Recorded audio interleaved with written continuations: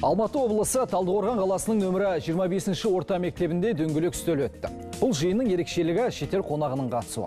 Каспиан тренинг групп орталығының бас тренері Ламинга Бангура мырзамен оқушылар еркін түрде тілдесіп, ағылшынша ойларымен бөлісті. Негізгі мақсат тіл меңгеруді жетілдіру. Өз тіліңді білмей, өзге тілде сөйлеу қасірет, өз тіліңді біліп, өзге тілді меңгеру қасиет. Осыны ескерсек, бірнеше тілде еркін сөйлейді, жаза да білетін азамат өз елінде де, шетелде де бәсекеге қабілетті тұлғаға айналады. Көрейік.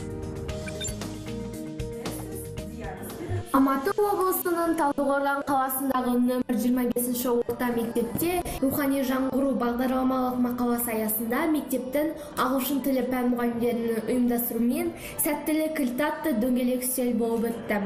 Негізгі мақсаты оқушылардың тілді терең меңгеріп, шетелінен келген қонақпен диалогтық сөйлесім арқылы еркін тілдесе отырып, сөйлеу тілін дамыту, ағылшын тіліне деген қызығушылығын арттыру.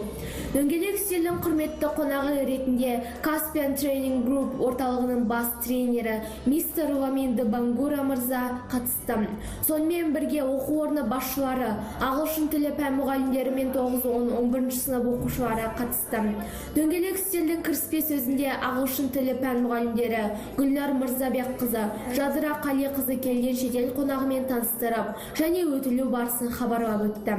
Алғашқы құттықтау сөзі мектеп директоры Орлан Сабитұлы Топаев өзінің ізгі тілегін арнаудан бастады. Әлемге танымал болған әншіміз Димаш Құдайбергеновпен мәнерлеп сырғанаушы Денис Тенді мысалға ала отырып, олардың жетістікке қалай қайтып жету жолындағы күресі жайында әңгіме болып, сәтті болу үшін адамға қандай қасиеттер керек, жетістіктің кілті неде деген тақырыпта оқушылар мен келген қонақ арасында келелі әңгіме өрбіді. Әңгіме барысында оқушылар шетел қонағымен еркін тілдесе отырып, шынайы өмірде сәттілікке қол жеткізген адамдардың өмір жолдары жайлы диалогтық тілдесе отырып, кештің әсерлі өтуіне өз үлестерін қосты. Келген қонағымыз мистер Ламин мырза, сәттіліктің кілті еңбекқорлықта, өжеттілікте, сүрінсең де ешқашан бас тартпай, мойымай тек алға ұмтылу керек деп өз сөзін қорытындылады. Алматы облысы, Талдықорған қаласы, нөмір 25-ші орта мектебі, Қазақстан ұлттық телеарнасы арнайы елден хабар үшін.